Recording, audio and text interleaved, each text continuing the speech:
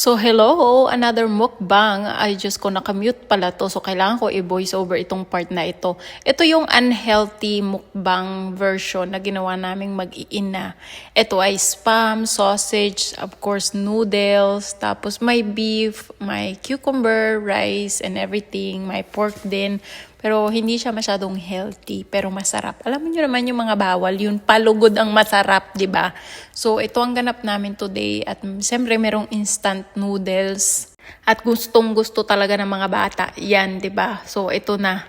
Dito na lamunan na naman 'to. Wala na naman 'tong pag-asang makadiet at may tira pa rin akong squid sa last time. So, kinain ko pa rin. And by the way, bino-voice over ko to ngayon. Pero matagal ko na tong na-film.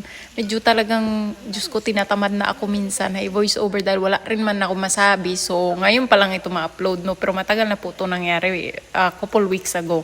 At nilagyan ko nga ng sotanghon yung instant noodles kasi gusto ko na noodles is sotanghon. Pero ayan, sige, go lang. Labanan tayo dito, kain ng bonggang-bongga. Parang bagal umano ng ano. At more beef, alam nyo ba, mga kababols, kailangan nyo kumain ng protein. Kasi ang protein is support yan sa lahat na ng bagay. Parang yan na lahat. Hair mo, kuko mo, bone mo, lahat na nandyan na. Kaya ako, grabe ako sa protein. At siyempre, meron din tayong seaweed. Kasi pag anything na may seaweed, parang masarap. O diba, ganyan. Wow!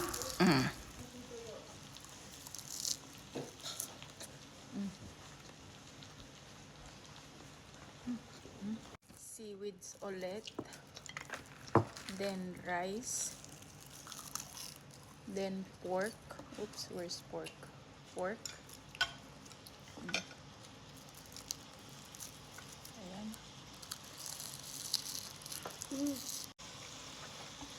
Cucumber.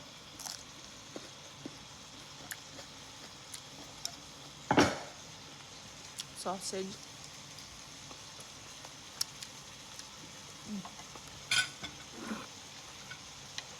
Sotanghon.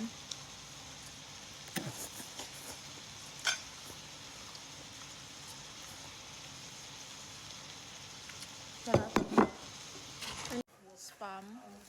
Oops. Spam. Rice again na may seaweed. Ang pinang rice.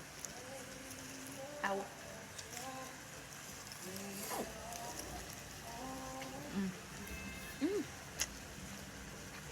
You want to try this? It's the one that was soaked in there and you taste it.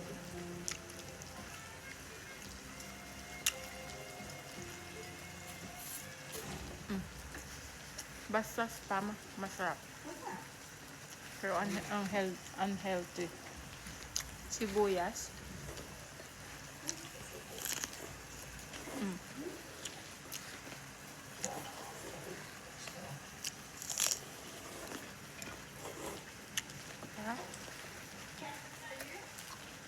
Yeah. Are you seeing this? Noodles.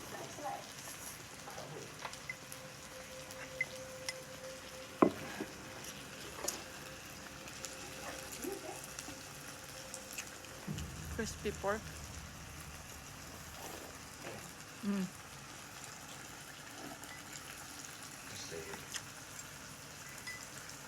Beef.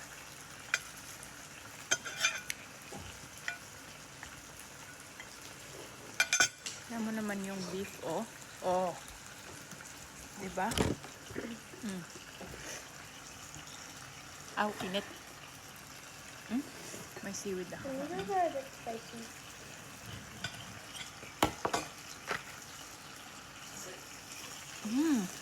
Can you pass me a cucumber? The beef is so good. Can you pass me?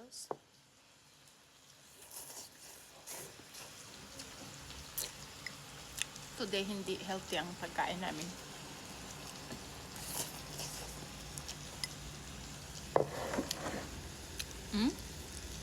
Ang sarap nitong beef.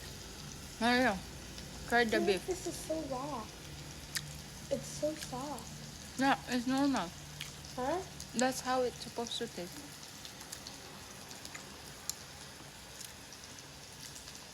Onion.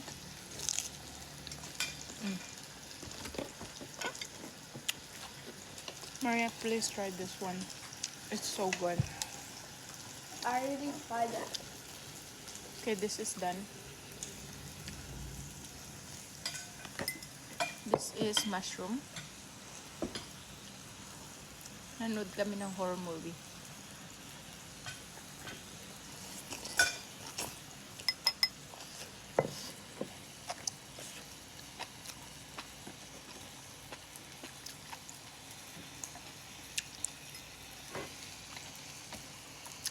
Squid. Where's the squid? Mm. I want to try some.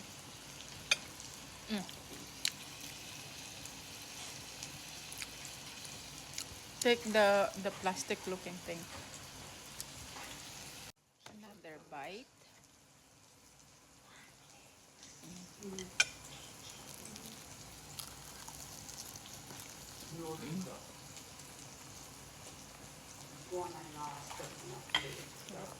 Green onion.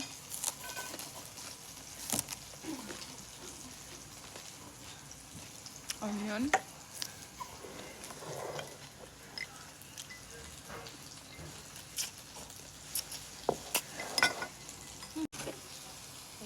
Bite. Rice and beef.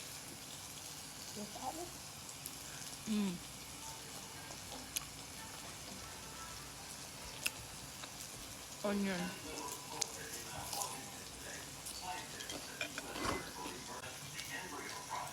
You guys not want some toyo? Toyo? For like beef? Thank you. Crispy pork. Rice.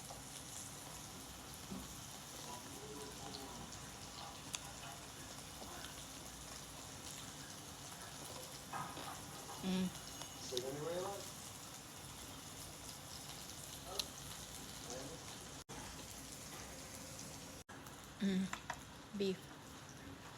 Here, Mama, I'll open it for you. Well, today is a unhealthy day. Mag-soda tayo. I'll take a chip. You know those boys? Fanta Royal sa atin sa Pinas. Those boys at all. On the go. Sarap.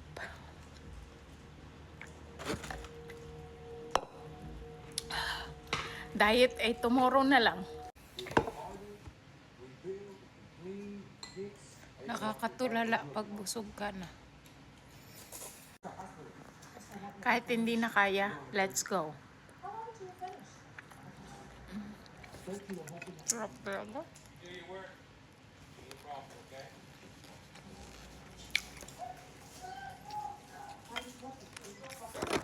Yun lang mga kabubbles.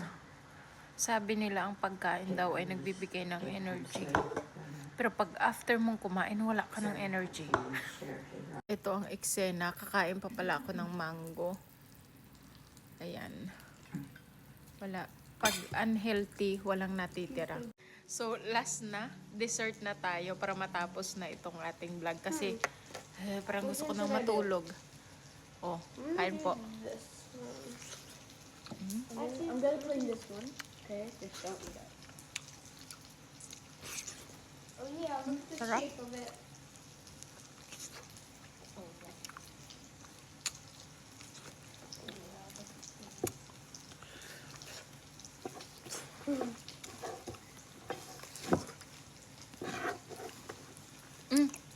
May kwento pala ako sa inyo mga kababos.